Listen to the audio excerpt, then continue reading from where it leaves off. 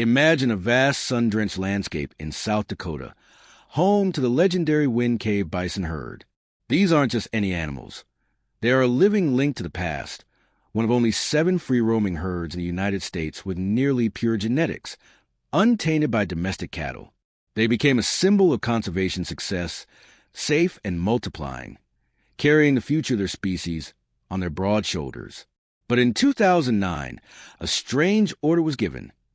23 of these precious animals were to be captured and sent on a 1,000-mile journey south to the arid grasslands of northern Mexico. They weren't fleeing a disaster. They were sent to reverse one.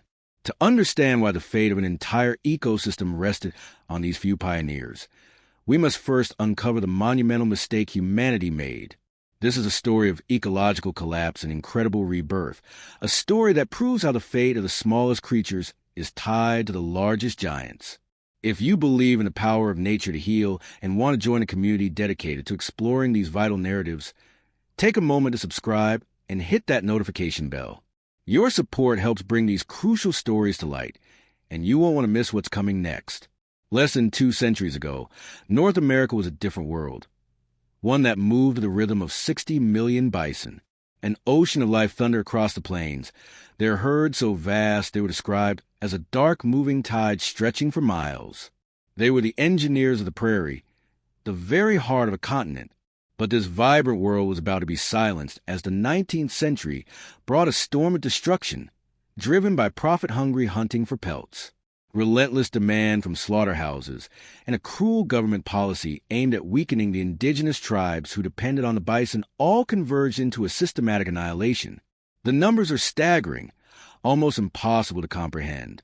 From 60 million strong in the early 1800s, the population plummeted until, by 1889, only 541 individuals remained in the entire United States, a continental life force reduced to a handful of survivors. This tragedy wasn't confined by modern borders. The bison's domain had once stretched deep into what is now northern Mexico, and there, their fate was just as grim. In colonial and post-colonial Mexico, they were hunted relentlessly for food, trade, their tough hides, and even their tongues, which were considered a delicacy. Spanish chronicles from as early as the 16th century describe organized hunts, and by the 19th century, this had grown into a full-blown industry. Specialized hunters, the descendants of Spanish colonists known as Ciblios, perfected the slaughter, driving the remaining herds farther and farther south until there was nowhere left to run. By the end of the 19th century, the thunder of the bison was gone from Mexico. They had been utterly erased from the landscape. In their silence, the land itself began to die. The golden age of the prairie engineers was over, replaced by an era of lifeless pastures. People in the northern states of Mexico began to notice unsettling changes. Without the bison, the grasslands they had shaped for millennia started to transform. Vast areas that should have been seas of grass became choked with thickets of invasive shrubs. The soil, once rich and porous, grew sick, sealed under a hard, impenetrable crust that caused rainwater to sheet off. The surface, instead of soaking in, rainwater began to run off, leading to catastrophic soil erosion as the thin, fertile topsoil washed away with every heavy rain.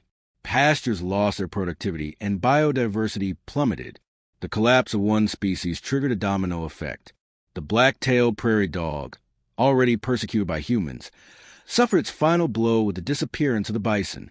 To put in perspective, in 1988, a massive prairie dog colony complex in northern Mexico covered 136,000 acres.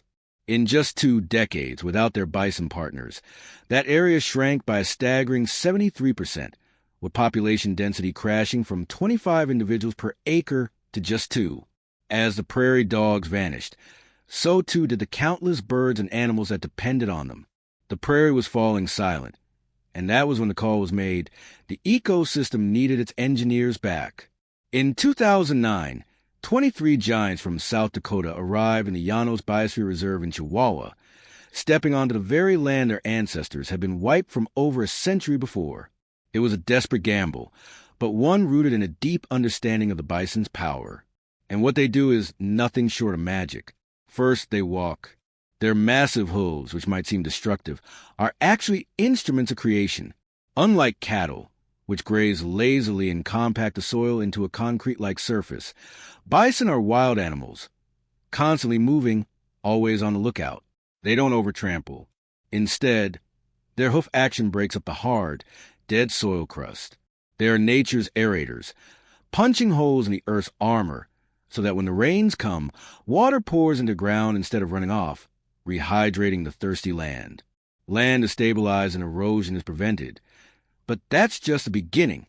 Bison are also mobile fertilizing factories. A single adult bison can produce over 50 pounds of manure every day. And because they eat native grasses, their dung is a perfect all-natural fertilizer packed with nitrogen, phosphorus, and potassium. As they roam, they spread this organic gold across vast areas for free. A study in Colorado found that soil in bison-grazed areas had a 40% higher concentration of available nitrogen.